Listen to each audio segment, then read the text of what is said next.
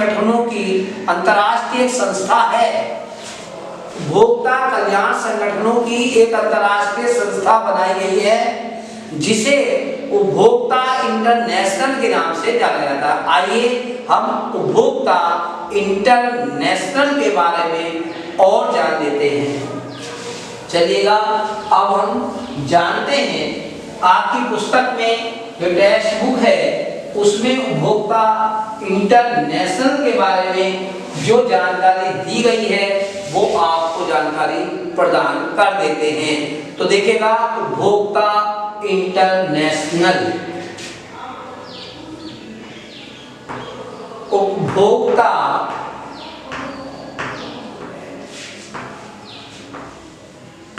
International, उपभोक्ता international के बारे में हम थोड़ी सी जानकारी यहाँ से प्राप्त करने का प्रयास करेंगे, क्योंकि यहाँ से अति लघुतरीय प्रश्न या बहुविकल्पीय प्रश्न पे आने के चांस ज्यादा रहते हैं, तो ध्यान से सुनेंगे। तो देखिएगा, उपभोक्ता इंटरनेशनल यानी कि उपभोक्ता कल्याण संगठनों की अंतरराष्ट्रीय संस्था, उपभोक्ता कल्याण संगठनों की अंतरराष्ट्रीय संस्था है। ध्यान सुनेंगे, उपभोक्ता कल्याण संगठनों की, उपभोक्ता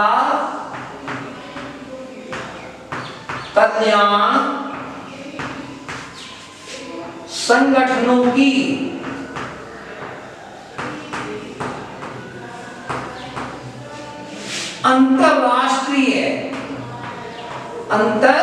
अंतरराष्ट्रीय संस्था है ये। बहुत ध्यान से सुनेंगे, एग्जाम में 1 नंबर में प्रश्न यहीं से आता है। क्या आता है कि जो उपभोक्ता इंटरनेशनल है ये क्या है? उपभोक्ता इंटरनेशनल से आप क्या समझते हैं? अगर इस तरह से प्रश्न आता है तो उसका हम आंसर क्या लिखेंगे कि उपभोक्ता कल्याण संगठनों की अंतरराष्ट्रीय संस्था को, अंतरराष्ट्रीय संस्था को उपभोक्ता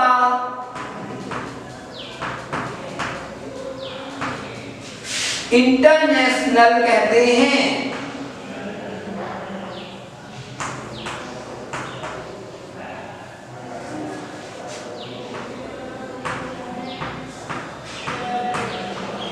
क्लियर हो गई बात? यानी कि कहने का तात्पर्य क्या है, उपभोक्ता इंटरनेशनल क्या है?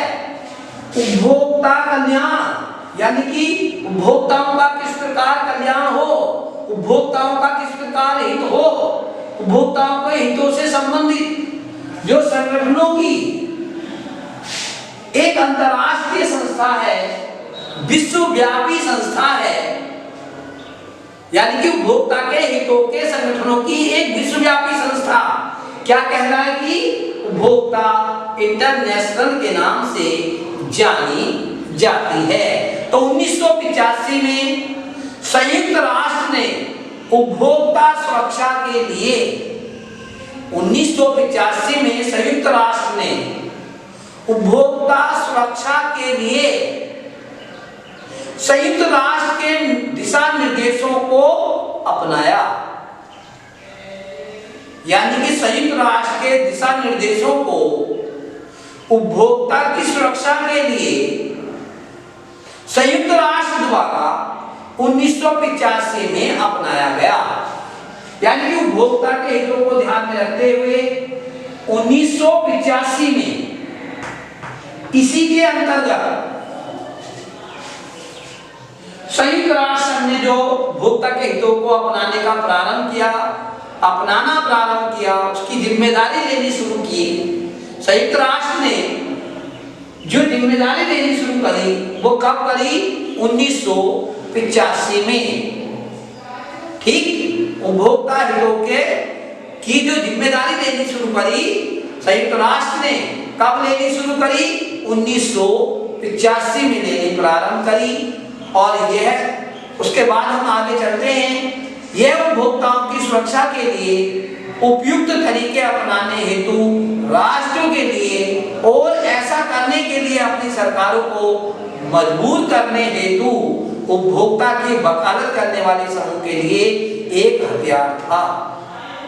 यानी कि कहने का तात्पर्य है कि सरकारों को मजबूर करने के लिए कि सरकार उपभोक्ताओं के हितों का ध्यान में रखे, तो संयुक्त राष्ट्र जो है वो मजबूर किया सरकारों को कि ये कार्य संयुक्त राष्ट्र ने कब से प्रारंभ किया, 1985 से, और उसने जो देशों की सरकारें थी उनको भी जागरूक किया कि उपभोक्ताओं के हितों को ध्यान में रखा जाए।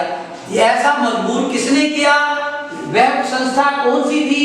उपभोक्ता इंटरनेशनल थी, जिसने सरकार पर भी दबाव बनाया उपभोक्ता के हितों के लिए। इसके बाद अंतर्राष्ट्रीय स्तर पर यह उपभोक्ता आंदोलन का आधार बना। मतलब जो अंतर्राष्ट्रीय स्तर पर जो उपभोक्ता आंदोलन हुए उसका आधार जो बना, जो बेस जो बना, वो संयुक्त राष्ट्र बना। कौन बना? संयुक्त राष्ट्र बना।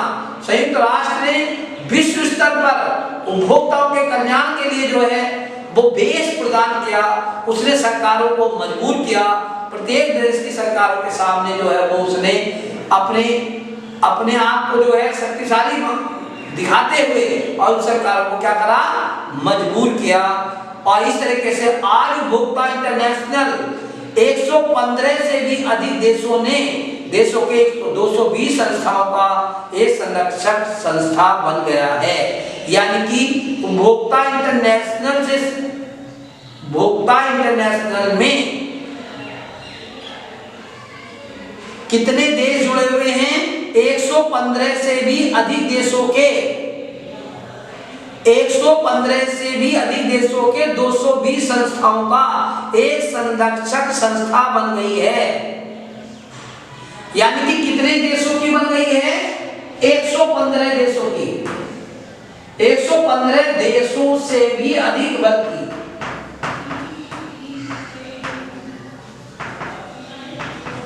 115 देशों से भी अधिक देशों की कितने सदस्यों की संस्था बन गई है?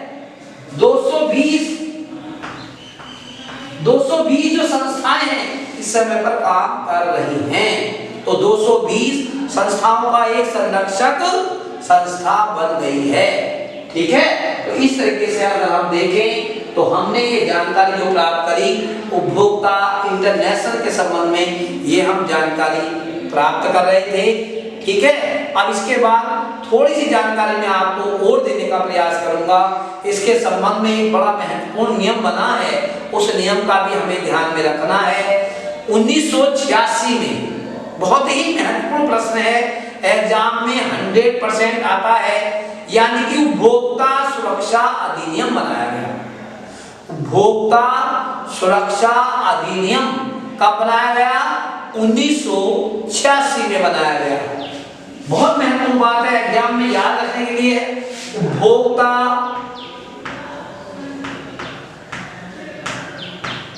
संरक्षण अधिनियम